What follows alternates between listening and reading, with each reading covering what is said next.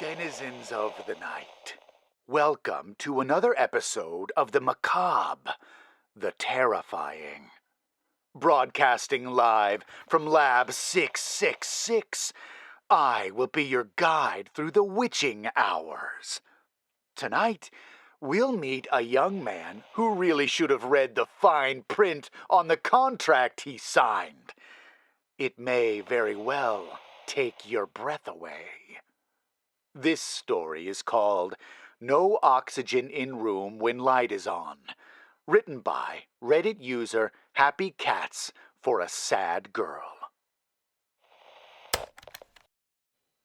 I was woken by a harsh buzz that cut into my sleeping mind like glass. Instant adrenaline sent me spinning out of bed, disoriented and panicked, looking wildly around my cell as my brain tried to wake up. The hated voice crackled to life over the intercom. Test number 6 begins. Subject is to stack blocks according to perceived friendliness. Oxygen percentage shall drop by 1% per minute until task is complete. Time starts now. I worked to calm my heartbeat as a hatch in the metal door opened and a dozen or so colorful wooden blocks fell through.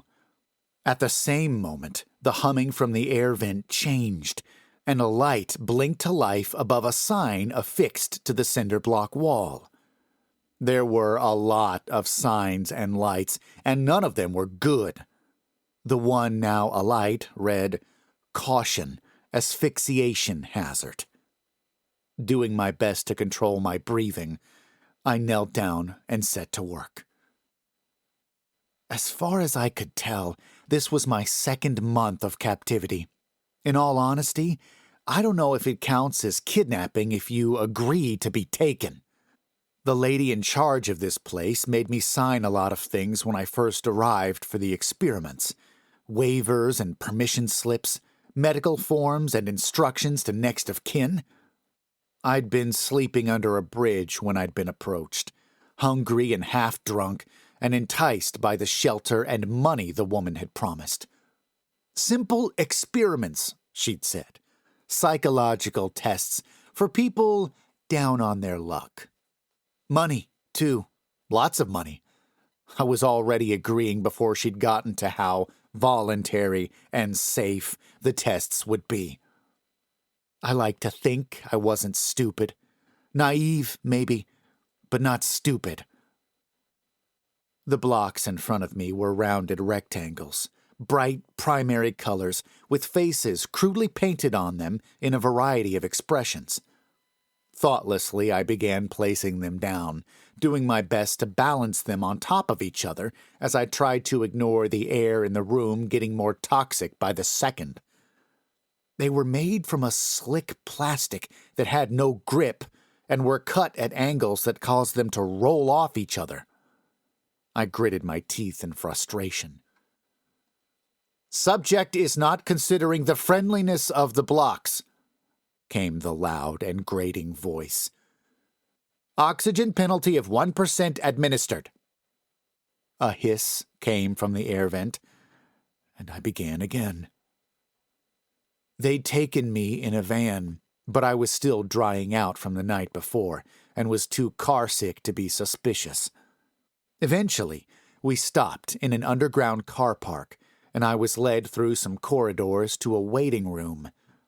After some water and a brief vomit, the same lady came back with 2 men in tow. She was slim, severe, though with an air of friendliness that disarmed me. I found myself looking at her blonde bun as she sat down next to me, but then she drew my attention to the papers she'd set down, and we began the formalities. Gender, male. Age, 22. Sexuality, gay. Father, estranged. Mother, estranged. I filled out the paperwork numbly, thinking mostly of the bed they'd promised me, as well as the $20,000 compensation written on the front page. A pressure was beginning in the back of my skull now, a painful reminder of my situation that matched the one in my lungs. I ignored them both and focused on the shapes in front of me, doing my best to organize the faces into some kind of scale of friendliness. With shaking hands, I placed the frowning ones down, placing the yellow on top of the blue and making sure they were as steady as possible. Another light flicked on overhead, but I ignored that as well. This was my 6th task now. I knew that the warning wouldn't be telling me anything that my burning chest wasn't. After the paperwork, they'd escorted me to my room. The lady I thought of as blonde had said goodbye in the lobby and taken the stack of forms to somewhere else, never once telling me her name. Now the 2 men, Ginger and Stocky, were walking me through windowless halls with barely a word. Finally, we reached a heavy metal door which Stocky opened with a set of keys. "Bit much, isn't it? And is there food at all?"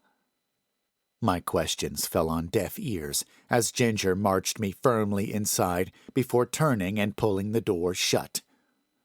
Alone, I looked around my new home. Finally, staring at a 6-by-8-foot cell, panic set in, and I turned and began hammering on the door, screaming for anyone to come and let me out, that I'd made a mistake and wanted to leave. After some minutes, the speaker above me cracked to life with an ear-splitting buzz, and Blonde's voice snapped around my cell. "Testing shall begin according to the written agreement," she said, all trace of the former friendliness gone. "The subject shall draw an animal of his choice on the paper provided, and submit it through the slot in the door. The test shall conclude when the drawing is satisfactory. The temperature of the room shall be reduced by 1 degree every 10 minutes the test is ongoing. Test 1 begins now." A pad of paper and some pencils had fallen through the slot in the door as she finished, but I barely noticed. I began banging on the door again, yelling, pulling the blanket and pillow off my cot, and throwing them about my room. I was shivering by the time I calmed down, the room noticeably cold. A light had flicked on over one of the signs posted near the ceiling of my cell. "Low temperature. Protective clothing advised." My breath was visible by the time I finished my first drawing, and I could barely hold the pencil when I pushed one through the door that seemed to satisfy them. I still don't know why my barely legible cat was what did it, but warmth instantly began flooding the room, and I collapsed backwards to shiver on the floor. I soon learned that there was no negotiation, no quarter with these people. I either obeyed or I suffered. I was choking. The fetid air that I dragged into my lungs felt like fire. Fighting down the urge to cough, I placed the penultimate block on my precarious stack, praying to a god I didn't believe in that it wouldn't fall. Another sign was glowing above me. "No oxygen in room when light is on." I knew it couldn't be literally true, but the blackness creeping at the edge of my vision told me that it was close. There were many signs around my room, each telling some danger of electricity or temperature or chemical, and nearly all had been alight at some point during my stay with these sick fucks. The tower was done, the green block grinning up at me from the top of the stack. I collapsed back, bile rising in my throat as my thoughts grew hazy. A loud clunk came from the vent, and the speaker squawked to life as I slipped into unconsciousness, the words slipping off my darkening mind. Then there was movement around me, a prick of pain in my right arm, and a much heavier darkness descended.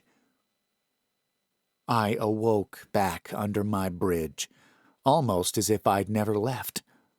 A new backpack was clipped to my body, which I examined slowly as I got my bearings. My heart almost stopped as I saw bundles of $50 notes piled in the bottom. A card was attached, thanking me for my participation and letting me know that a bed had been assigned to me at a nearby shelter for 6 months, all prepaid.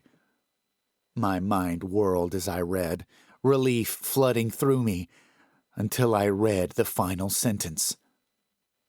As per the written agreement, we shall be in touch for Phase 2 of testing in due course. No action is required from you at this time. Please rest and prepare. You shall be relocated when preparations are complete. Dr. Grieve, Head of Testing at Rosewood Facility. If I were this young man, I think I would use the money to get as far away as I could, as quickly as I could. The only problem is that contracts like that have a way of catching up to you in the end. And there doesn't seem to be much breathing room for negotiations, does there? If you enjoyed this story, please check out the author's other work in the links below. Don't forget to like this video and hit the subscribe button. And remember, don't fall asleep.